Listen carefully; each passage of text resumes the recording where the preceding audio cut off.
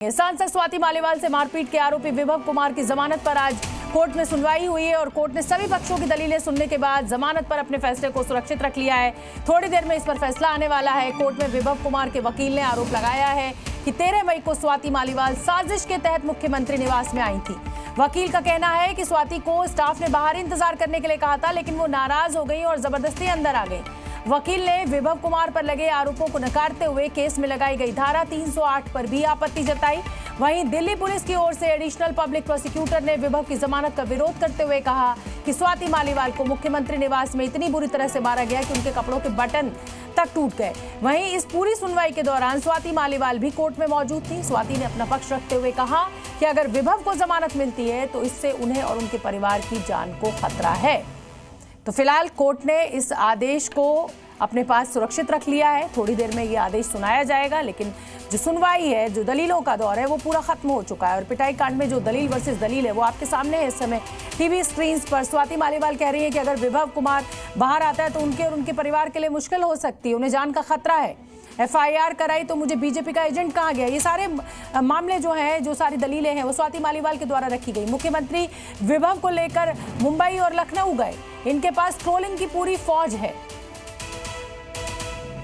जी news संवाददाता अरविंद सिंह इसी बड़ी खबर पर मेरे साथ लाइव जुड़ रहे हैं। अरविंद, फैसले को सुरक्षित रख लिया गया है, लेकिन आपने ये पूरी दलीलें सुनी है, क्या लग रहा है ऊंट किस करवट बैठने जा रहा है? हालांकि कोर्ट के फैसले को प्रेडिक्ट करना नहीं चाहिए, मुझे पता है इसमें कंटेम्प्ट भी हो सकता है, लेकिन फिर भी आपका क्या आंकलन है, क्या फैसला आ सकता है कोर्ट से?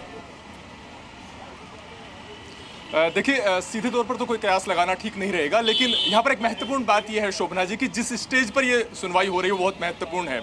अभी तक सिर्फ 5 दिनों की कस्टडी पुलिस को मिली है और पुलिस ने जब पिछली बार 4 दिनों की जुडिशियल कस्टडी की मांग की थी, उस वक्त भी ये कहा था कि विभव को आगे कस्टडी में लेने की जरूरत है। तो ऐसे में इस स्टेज पर जमानत मिल पाना कानूनी तौर पर थोड़ा मुश्किल हो सकता है। हालांकि आज जो सुनवाई हुई है उसके दौरान जो चीजें रखी गई हैं वो भी बहुत महत्वपूर्ण होंगी कोर्ट के किसी भी निष्कर्ष तक पहुंचने के लिए। मसलन विभव के वकील की तरफ से जो 3-4 महत्वपूर्ण बातें कही गई हैं, उनका सार ये है कि विभव ने उस दिन जो ये घटना घटी, ये कहीं ना कहीं विभव को बदनाम करने की साजिश है। स्वाति मालीवाल के आरोपों पर उन्होंने सवाल खड़ा किया है।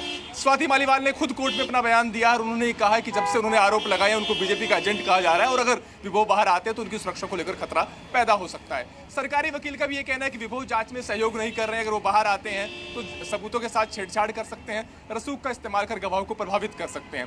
विभव के वकील इस पर सवाल उठा रहे हैं कि 13 तारीख का इंसिडेंट है, 3 दिन लगाती है स्वाति मालीवाल FIR दर्ज करने में, 3 दिन बाद उनकी मेडिकल जांच होती है और सवाल बहुत सारे उनके वकीलों की तरफ से और भी उठाए गए। FIR पर भी सवाल उनकी तरफ से उठाया गया है। चलिए ठीक है अरविंद, आप नजर बना के रखिए, जैसे ही फैसला आता है कोर्ट के में सुनाया जाता है, मैं फौरन फिर आपका रुख करूंगी। जी न्यूज़।